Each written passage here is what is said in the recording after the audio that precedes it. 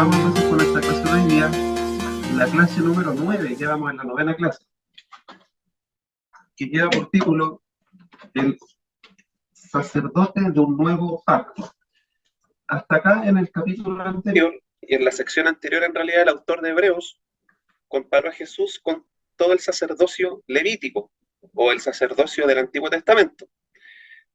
Y el autor cerró la sección anterior mencionando a Melquisedec y estableciendo la relación entre el sacerdocio de Jesucristo con el de Melquisedec, demostrando que el sacerdocio de Melquisedec es superior al sacerdocio arónico o levítico, ya que era el sacerdocio del Antiguo Testamento, que era de la tribu de Leví, y específicamente los sacerdotes eran los descendientes de Aarón. Entonces el autor ya demostró que el sacerdocio de Cristo es superior, y para eso también nos explicó por qué era importante el sacerdocio de Melquisedec, que hoy día también lo vamos a repasar. Y con eso en mente, entonces, el autor acaba de continuar en el capítulo 8 que vamos a ver hoy. Entonces, como yo les mencionaba, ahora estamos en la sección 5, donde vamos a estar en los capítulos del 8 al 10. Y lo que el autor va a hacer ahora va a ser comparar a Jesús con todos los sacrificios y el sistema de sacrificios del antiguo pacto. Y el autor va a demostrar que el sacrificio de Jesucristo fue un sacrificio perfecto, hecho una sola vez y para siempre. Acá tenemos nuestro esquema que nos va a resumir la idea de lo que el autor nos va a hablar en la sección 5. Ahí tenemos, ¿cierto?, algunos sacerdotes y un sumo sacerdote del antiguo pacto versus Jesucristo y su sacerdocio y su sacrificio. Entonces les estaba diciendo que el sacrificio de Jesús en la cruz fue definitivo y superior a todos los sacrificios de animales que se ofrecían en el templo, en el antiguo pacto, ¿ya? Los sacrificios diarios, los sacrificios también por la ofrenda, y sobre todo el sacrificio que se realizaba una vez al año en el Yom Kippur o el día de la expiación, que era el día del perdón, donde el sumo sacerdote ofrecía sacrificios primero por él, para purificarse, y después entonces poder ofrecer sacrificio por el pueblo, ingresando al lugar santísimo una vez al año para hacer este sacrificio, para ofrecer este sacrificio y poder de esa forma ser perdonados por Dios, pero por todo ese año, porque al año siguiente tenían que volver a repetir este mismo rito. Como les decía, ¿cierto? Estos sacrificios del antiguo pacto eran diarios y anuales y tenían que repetirse porque no eran perfectos, como dice ahí, eran temporales e imperfectos, o sea, al ser temporales era que duraban un cierto tiempo y eran imperfectos y por eso que se tenían que repetir constantemente. Pero luego, en contraste, tenemos el sacrificio de Jesucristo en la cruz. Y ese sacrificio, nos va a decir el autor de Hebreos, fue una sola vez y para siempre. Y fue perfecto. Y eso es lo que yo espero que entendamos al finalizar este estudio, el de Hebreos. Por lo tanto, el sacrificio de Cristo, que una sola vez y para siempre, es permanente, es para siempre. Y es el fundamento del nuevo pacto. El nuevo pacto en el que estamos ahora nosotros, gracias a Jesucristo, y donde todos los pecados son perdonados. Todos tus pecados, como enseña Colosenses. Y eso igual es importante que lo podamos comprender. Yo sé que a muchos le han enseñado, y hay muchas personas que enseñan, que Jesucristo perdona todos tus pecados, pero hasta el momento de tu conversión. De ahí para adelante, cuando tú te conviertes, de ahí para adelante, tus pecados son problema tuyo, no de Cristo. Y eso no es así. A la luz de la Escritura, eso no es así. Si eso fuera así, yo me terminaría salvando por mis obras. Siento que la palabra dice hasta el cansancio que la justificación delante de Dios no es por obras, es por gracia, para que nadie se jacte o para que nadie se gloríe. Entonces, eso de que Dios te perdona hasta que te conviertes y después tú te la arreglas con tus pecados, eso no es así. Jesucristo te salva para siempre perdonándote todos los pecados, pasados, presentes y futuros. Como comentábamos hace un par de estudios, o en el anterior, no recuerdo muy bien, pero Dios es eterno, Dios está fuera del tiempo, ¿ya? Para Dios no hay pasado, presente ni futuro, Dios no está limitado por el tiempo. Y Dios además es omnisciente, Dios conoce todas las cosas. Él conoce cada pensamiento que ha pasado por tu mente, Dios lo conoce. Cada motivación que ha pasado por tu corazón, Dios la conoce. De la misma forma, Dios sabe perfectamente cómo tú vas a vivir el último día de tu vida. ¿O ustedes creen que Dios no lo sabe? Y Dios, sabiendo todas las cosas, sabiendo cómo vas a vivir el último día de tu vida y cómo va a ser tu muerte, también Dios sabe perfectamente cuál va a ser el último pecado que va a cometer también el último día de tu vida. Y cuando Cristo pagó por ti en la cruz, pagó por todos tus pecados, incluso por ese. Lamentablemente, cuando los predicadores, ¿sí?, predican o enseñan esta salvación por gracia, hay muchos que dicen, entonces usted, hermano, está diciendo que yo puedo hacer lo que quiera porque Cristo ya pagó hasta por mi último pecado. Y no, no, ya tú no puedes hacer lo que quieras porque ahora tú eres hijo de Dios, el Espíritu Santo está en ti, está obrando en ti, está morando en ti, y cuando Dios te salva, su gracia no es solamente para salvarte, sino que su gracia te va a transformar. Por eso es importante por entender la diferencia entre la justificación y la santificación, que lo hemos estudiado anteriormente, pero nunca está de más recordarlo. La justificación es una sola vez y para siempre. Y ser justificado es ser declarado justo delante de Dios. Es cuando tú vas delante de Dios y Dios dice que tú eres justo. Eso es ser justificado. Y esa justificación es por la fe en la obra de Cristo. Y luego viene el proceso de santificación, que es cuando Dios empieza a obrar en ti por medio de su Espíritu Santo y te empieza a transformar. Y ahí es cuando el Señor transforma tus pensamientos, cambia tu corazón, y que es un cambio que es paulatino. Es todos los días, y también tú todos los días tienes que estar luchando contra el pecado, luchando contra las tentaciones. Eso también es cierto, ¿ya?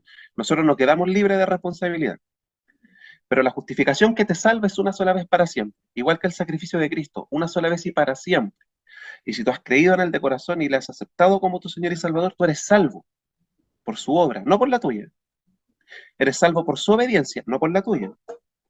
Y eres salvo porque Dios es fiel, no por tu fidelidad. ¿Sí? Y luego viene entonces la santificación, que es donde Dios nos va haciendo cada vez más semejante a su Hijo, porque esa es nuestra meta cristiana. En esta vida, nuestra meta es ser semejante a Cristo. No es la salvación, porque la salvación no te la tienes que ganar. Entonces nosotros muchas veces también pensamos que mi meta es ganarme la salvación. ¿Sí? Y ahí es donde el legalista dice, yo sé, yo me tengo que esforzar para ganar, desviándose del rumbo del Evangelio. Y viéndonos al otro extremo, es donde el libertino, ¿cierto?, dice, da lo mismo lo que haga porque estamos en la gracia, yéndose al otro extremo, lo que tampoco es el Evangelio. ¿Ya? Entonces nuestra meta, mientras estemos en la tierra, es ser semejante a Cristo. Y para eso está obrando el Espíritu Santo en nosotros. Y para eso también nosotros debemos esforzarnos. ¿Sí? Bien, este tema da como para un estudio completo, pero solamente a modo de repaso se los comenté ya. Entonces, el sacrificio de Cristo una sola vez para siempre, permanente y fundamento del nuevo pacto, donde todos los pecados son perdonados, como lo dice Colosenses, que Cristo nos perdonó, Dios a través de Cristo nos perdonó todos los pecados, quitando esa acta de decretos que no era adversa porque nos condenaba, y clavándola en la cruz, para siempre. ¿Ya? Por lo tanto, el autor acá nos va a hacer una cuarta advertencia. Alejarse de Jesús es darle la espalda a la oferta generosa del perdón de Dios, porque Jesús es nuestra única esperanza de ser perdonados por Dios. Él es el único sacrificio perfecto y válido para siempre para ser perdonado por Dios. ¿Sí? No olvidemos que el contexto en el que está hablando el autor de Hebreo le está escribiendo a cristianos judíos, donde había un grupo, sin duda había un grupo que había sido fiel al Señor, que había dado fruto, pero también había otro grupo de hermanos que estaban pensando en volver al judaísmo y rechazar a Jesucristo. Y algunos ya lo habían hecho, ¿ya? Y para ellos específicamente va esta advertencia y también, por lo tanto, a través del tiempo, para nosotros. Sin Jesús no hay perdón, sin Jesús no hay salvación. Vamos entonces al capítulo 8. Dice Hebreos 8, el sumo sacerdote de un nuevo pacto. Ahora bien, el punto principal de lo que venimos diciendo es que tenemos tal sumo sacerdote, aquel que se sentó a la derecha del trono de la majestad en el cielo, el que sirve en el santuario, es decir, en el verdadero tabernáculo levantado por el Señor, y no por ningún ser humano. A todo sumo sacerdote se le nombra para presentar ofrendas y sacrificios, por lo cual es necesario que también tenga algo que ofrecer. Bien, ¿por qué le recordaba todo lo que el autor nos venía diciendo anteriormente cuando habla de Melquisedec y el sacerdocio de Cristo, que es superior al sacerdocio levítico? Es porque ahora el autor retoma esta misma idea. En el versículo 1, bueno, y de hecho el título de esta sección dice el sumo sacerdote del nuevo pacto, que es de lo que nos va a hablar ahora el autor de Hebreo. Y en el versículo 1 dice, ahora bien, el punto principal de lo que venimos diciendo, ¿y qué es lo que ha venido diciendo? Todo eso del capítulo y la sección anterior, que Jesucristo es superior a todo el sacerdocio levítico. Su sacerdocio es perfecto. Y no olvidar también los textos que el autor ha venido usando, como el Salmo 110, cuando dice la escritura ahí en el Salmo 110, que Dios dice de Jesucristo, tú eres sacerdote para siempre, según el orden de Melquisedec, que es una promesa de Dios. Jesús es nuestro sacerdote para siempre, quien intercede por nosotros. Entonces, el punto principal de lo que venimos diciendo es que tenemos tal sumo sacerdote, aquel que se sentó a la derecha del trono de la majestad en el cielo. Y eso no es menor. El hecho de que Jesucristo está a la diestra de Dios Padre, estar a la diestra es señal de respaldo y es señal de autoridad. Y estar a la diestra de Dios Padre, la majestad, como dice el autor de Hebreo, o sea, el máximo de los máximos, el sublime, el hecho de que Jesucristo está a la diestra del Padre no es cualquier cosa, tiene todo el respaldo del Padre, toda la autoridad del Padre, por eso Jesús dice antes de ascender, toda autoridad me ha sido dada. Y por eso que el Padre lo resucitó, ¿cierto? Aceptando el sacrificio de Jesucristo como perfecto y eficaz para salvar a su pueblo. Si no hubiera sido así, Dios no lo resucita de entre los muertos, ni mucho menos lo sienta a su derecha, y ni mucho menos lo declara Rey de Reyes y Señor de Señores. Entonces Jesucristo ahora está con todo el respaldo y la autoridad del Padre, a la derecha de él, intercediendo por su pueblo. Y de hecho eso es lo que va a seguir diciendo el autor de Hebreos. El que sirve en el santuario. Y cuando habla de santuario, pensemos delante de la presencia de Dios, porque en el antiguo pacto el tabernáculo, que después también lo vamos a ver, ¿por qué era tan importante? Porque allí moraba la presencia de Dios en el lugar santísimo. Entonces era la presencia de Dios en medio de su pueblo. Y acá cuando el autor no habla del santuario o del lugar santísimo, nos está hablando de la misma presencia de Dios, de estar delante de la presencia de Dios. El que sirve en el santuario, es decir, en el verdadero tabernáculo levantado por el Señor y no por ningún ser humano, dando a entender que el tabernáculo del Antiguo Testamento fue como una sombra, un anuncio de lo que iba a ser el verdadero tabernáculo levantado por Jesucristo, con su sacrificio. ¿Ya? Y ahí es donde sirve Jesucristo, en el verdadero tabernáculo. Y luego sigue el autor de Hebreos diciendo, a todo sumo sacerdote se le nombra para presentar ofrendas y sacrificios, por lo cual es necesario que también tenga algo que ofrecer. Que será como el trabajo del sumo sacerdote, interceder por el pueblo con ofrendas y sacrificios, pero el sacerdote o el sumo sacerdote también tenía que ofrecer ofrendas y sacrificios, por él mismo también, porque él era pecador, igual que el pueblo. Pasamos al versículo 4. Dice así, si Jesús estuviera en la tierra, no sería sacerdote, pues aquí ya hay sacerdotes que presentan las ofrendas en conformidad con la ley. Estos sacerdotes sirven en un santuario que es copia y sombra del que está en el cielo, tal como se le advirtió a Moisés cuando estaba a punto de construir el tabernáculo. Asegúrate de hacerlo todo según el modelo que se te ha mostrado en la montaña. Pero el servicio sacerdotal que Jesús ha recibido es superior al de ellos, así como el pacto del cual es mediador es superior al antiguo, puesto que se basa en mejores promesas. Bien, acá el autor de Hebreos sigue, ¿cierto? Y va a volver a hacer esta comparación entre el sacerdocio de Cristo y el Levítico. Es importante que entendamos que antes de Cristo, en nuestra vida, nosotros estábamos bajo la representación de Adán, o bajo bajo la esfera de Adán, o en la esfera de Adán. Por eso que nosotros estábamos condenados por el pecado, y éramos esclavos del pecado. Pero luego vino Cristo y nosotros, ¿cierto? Cuando aceptamos al Señor, nos cambió y pasamos de la esfera de Adán a ser representados por Jesucristo, pasamos de la esfera de Adán a la esfera de Cristo. Por eso que, por ejemplo, Pablo en Romanos hace como esta relación y dice que por un solo hombre todos pecaron, y después hace la comparación, en cambio, por el sacrificio de uno solo, que todos son justificados, porque todos somos salvos. Pero ese todo se refiere a todos los que hemos creído en Jesucristo. Todos los que hemos creído en Jesucristo. Ahí sí parece que lo había dicho muy rápido. Sí. Entonces, con eso en mente, versículo 4. Si Jesús estuviera en la tierra, no sería sacerdote, pues aquí ya hay sacerdotes que presentan las ofrendas en conformidad con la ley. Y ahí el autor de Hebreos está hablándole a judíos que conocían el sistema judío, o el sistema levítico, donde habían sacerdotes que presentaban ofrendas en conformidad con la ley. Recuerden que los sacerdotes tenían que ser levitas, pero Jesús no era levita, no era de la tribu de Leví, era de la tribu de Judá. Y por eso el autor dice, si Jesús estuviera en la tierra no podría ser sacerdote, porque no era de la tribu de Leví. Sigue el autor de Hebreos diciendo, estos sacerdotes sirven en un santuario que es copia y sombra del que está en el cielo, lo que mencionábamos recién.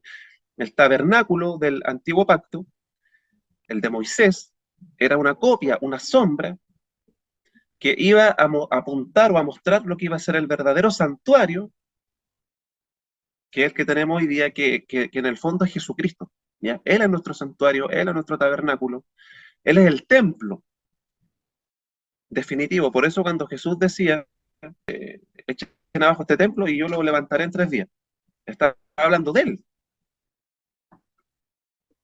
Tal como se le advirtió a Moisés cuando estaba a punto de construir el tabernáculo. Asegúrate de hacerlo todo según el modelo que se te ha mostrado en la montaña. Por eso que era tan importante que Moisés siguiera todas las instrucciones, como Dios se le había dado, para construir este tabernáculo.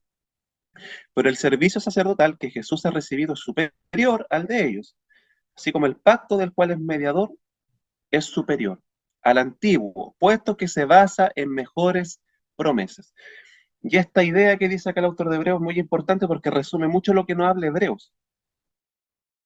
El pacto de Jesucristo es mejor al anterior porque se basa en mejores promesas.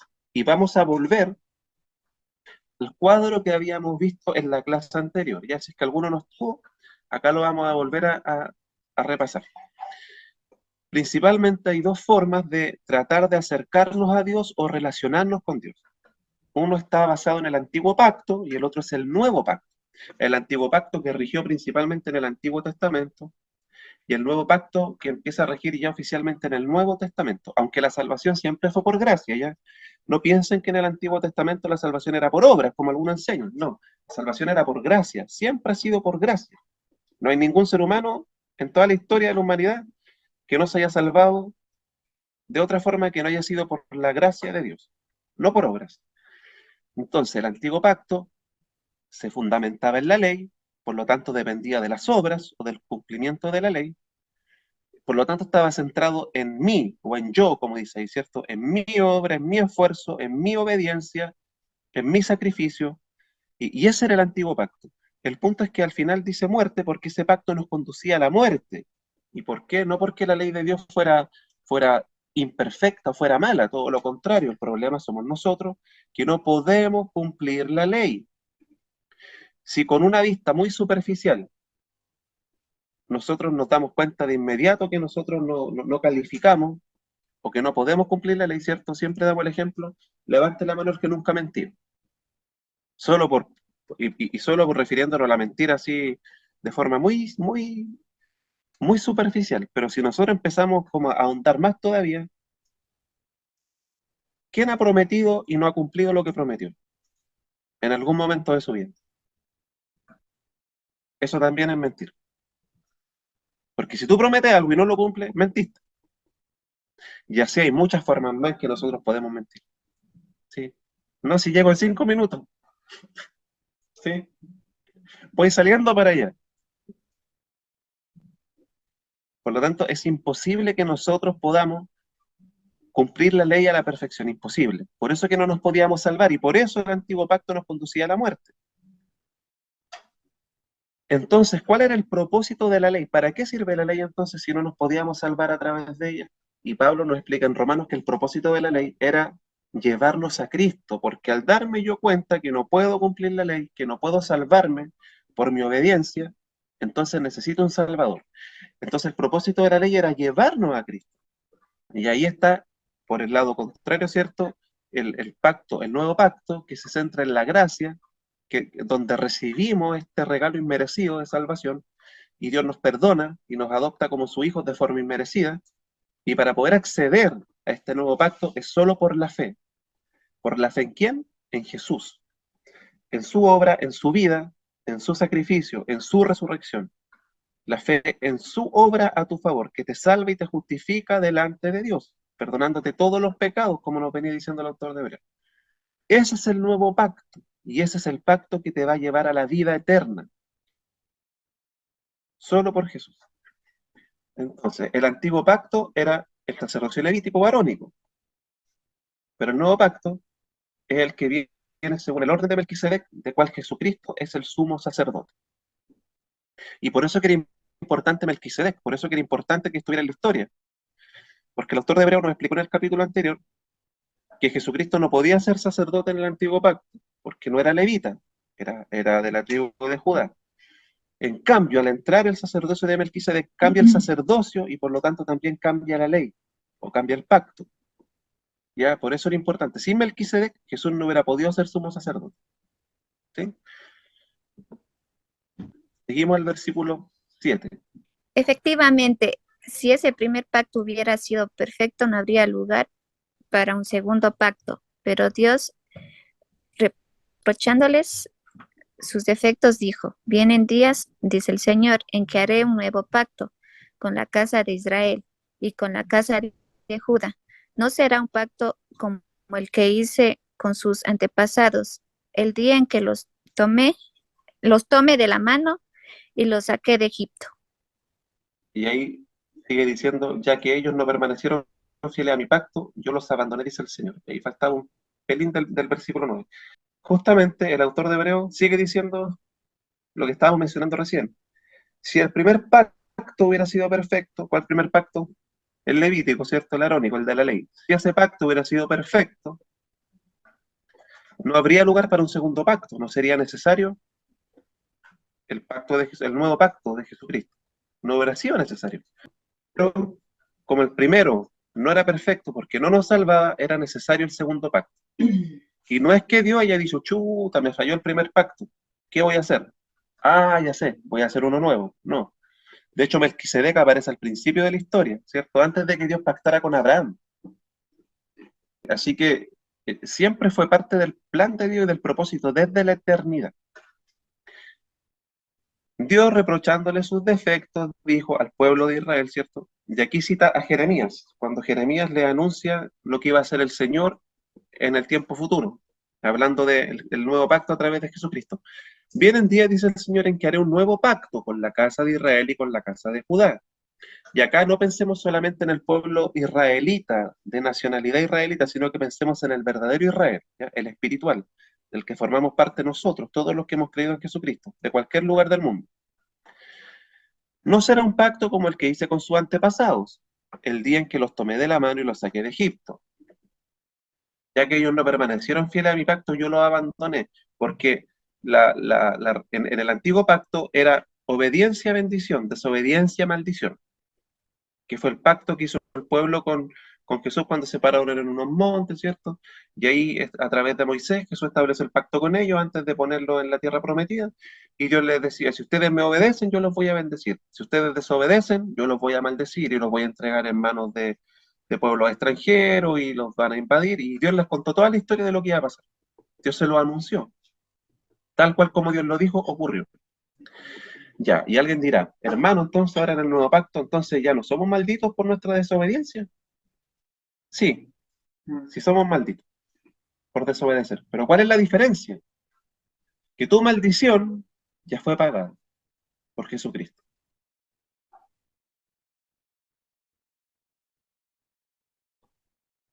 y para siempre. Este es el pacto que después de aquel tiempo haré con la casa de Israel, dice el Señor. Y aquí esto es lo que el Señor hizo con nosotros ahora. Pondré mis leyes en su mente y las escribiré en su corazón. Yo seré su Dios y ellos serán mi pueblo. Eso es lo que hizo Dios ahora en nuestra vida a través del Espíritu Santo cuando hemos nacido de nuevo. Él pone sus leyes en nuestra mente y en nuestro corazón. ¿Sí? Por eso cambian tus pensamientos y cambia tu corazón. Y por eso que tú ahora quieres obedecer a Dios. Eso no es de ti, eso es de Dios. Dios lo puso en tu corazón y en tu mente. Versículo 11. Dice, lee el versículo, bueno, el 11 al 13. Ya no tendrá nadie que enseñar a su prójimo, ni dirá nadie a su hermano. Conoce al Señor, porque todos, desde el más pequeño hasta el más grande, me conocerán.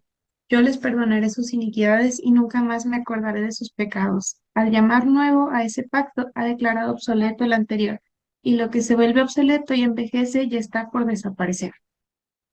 Entonces, dice el Señor, venía diciendo, ¿cierto? El autor citando a Jeremías, pondré mis leyes en su mente, las escribiré en su corazón, yo seré su Dios y ellos serán mi pueblo. O sea, el Señor nos va a dar el deseo de obedecer sus leyes y además va a ser con gozo, no con carga, no como una carga pesada. Ya no tendrá nadie que enseñar a su prójimo, ni dirá nadie a su hermano, conoce al Señor. En el fondo, nadie va a andar diciendo, aunque nosotros lo decimos ya, oye, busca de Dios, busca al Señor. Ahí dice, nadie, ni dirá nadie a su hermano, conoce al Señor, porque todos, desde el más pequeño hasta el más grande, me conocerán. Se refiere justamente, como les decía, que ya nadie va a decir, oye, busca de Dios, busca al Señor, aunque nosotros lo decimos, ¿cierto? Como una forma de tratar de llevar a la persona a esta búsqueda de Dios.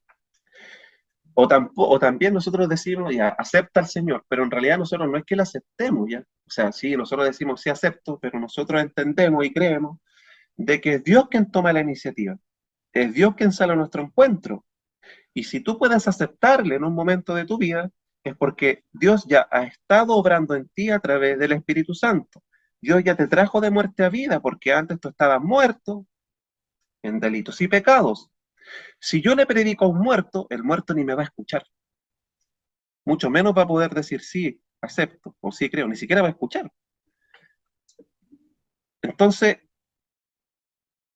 ¿qué hace Dios? Dios te trae de muerte a vida, permite que escuches el Evangelio, te da la fe para creerlo y te lleva al arrepentimiento. Pero la obra es de Dios. Y por eso dice, en ese sentido, de hecho, por eso es tan importante que el Señor viene diciendo, pondré mis leyes en su mente, las escribiré en su corazón. Yo seré su Dios. ¿Quién está hablando? Dios. Él va a poner sus leyes en nuestra mente, en nuestro corazón. Y ya no tendrá nadie que enseñar a su prójimo, ni dirá nadie a su hermano, conoce al Señor, porque todos, desde el más pequeño hasta el más grande, me conocerán. Pero todos los que Dios ha escogido. Todos los que son su pueblo, en definitiva. Y a esos todos que Dios ha escogido, ¿qué va a hacer el Señor con ellos? Les va a perdonar sus iniquidades, sus transgresiones, sus faltas, sus pecados. Se los va a perdonar todas y nunca más se acordará de sus pecados. En el sentido de que no van a ser tomados en cuenta. ¿Y por qué? Porque Cristo pagó por ellos. ¿Sí? No es un perdonazo. No es que Dios buena onda, ¿cierto? Lleno de amor y misericordia, hizo la vista gorda con tus pecados. No, porque Dios es juez perfecto y juez justo. Él castigó tus pecados, todos tus pecados, en Jesucristo. Y por eso entonces es que ya no se acuerda más de tus pecados, no te los va a tomar en cuenta porque ya fueron cancelados, ya fueron, esa acta que te condenaba ya fue anulada, como dice Colosenses, ¿cierto? Y Romanos 8 también no ve ninguna condenación hay para los que están en Cristo. Eso, gracias Rodrigo. Ninguna condenación hay para los que están en Cristo Jesús. Y estar en Cristo Jesús es ese mismo estar en, como lo usa en Efesios Pablo. ¿Se acuerdan que cuando estábamos en Efesios hablábamos de estar en Cristo? Y ahí cuando Pablo, ¿cierto? Dice, ninguna condenación hay para los que están en Cristo Jesús, es para los que están en Él, contenidos en Él, como el ejemplo del sobre, ¿cierto? Del sobre con la carta. Algunos se acordarán de ese ejemplo.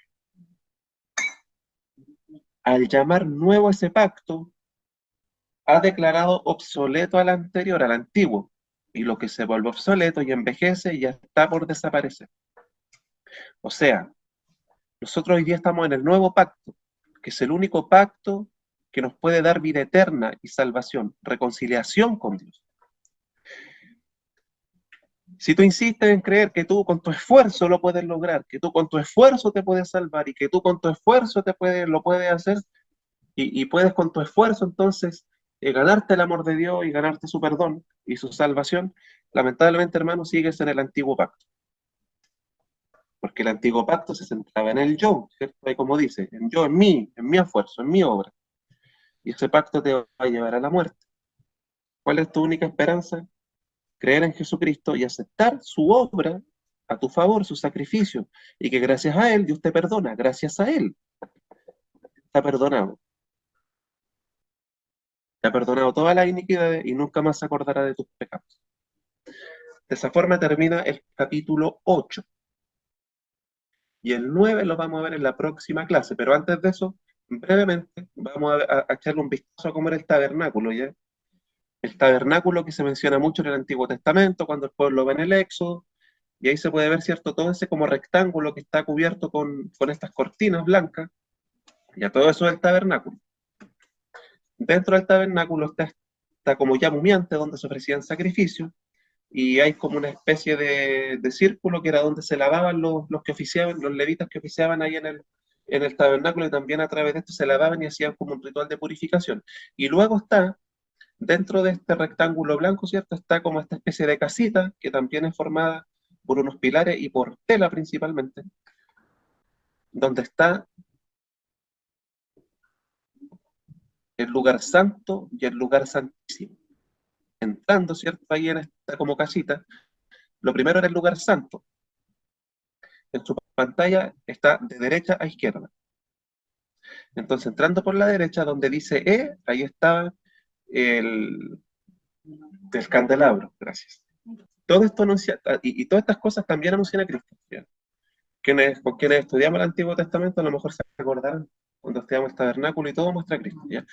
El candelabro, que tenía que estar siempre encendido, que tenía 7 velas o 7 luces. Luego, en la letra D, ¿cierto? Estaba la mesita donde estaban los panes, que eran 12 panes que tenían que ser cambiados. Luego, en la letra donde está la C, donde está ese cuadradito, estaba el altar donde se ofrecía el incienso. Y donde está la letra B, que es como esa línea, en realidad era como una cortina grande, que era el velo. Y esa cortina grande separaba el lugar santo del lugar santísimo. Y en el lugar santísimo, donde está la letra A, estaba el arca del pacto, o el arca de la alianza. Y ahí estaba el lugar santísimo, porque ahí estaba la presencia misma de Dios. Y ahí, en el lugar santísimo, que estaba separado por el velo, solo podía entrar el sumo sacerdote una vez al año. Cuando Jesucristo va a la cruz, resucita, se dice que el velo fue rasgado, y fue rasgado de arriba hacia abajo. ¿Ya? Ese rasgar el velo ese rompimiento del velo es muy importante, porque quiere decir que ya no existe esta separación entre Dios y nosotros. Jesucristo ha abierto este camino al Padre, por eso podemos acercarnos confiadamente al trono de la gracia, pero mediante Jesucristo. Ya no existe esta separación que existía antes. Y gracias a Jesucristo nosotros podemos acceder al lugar santísimo. Y Él intercede por nosotros ahí delante de la presencia de Dios constantemente. ¿Ya? Bien. Ese ha sido el estudio de hoy día. Hermanos, si hay alguna duda...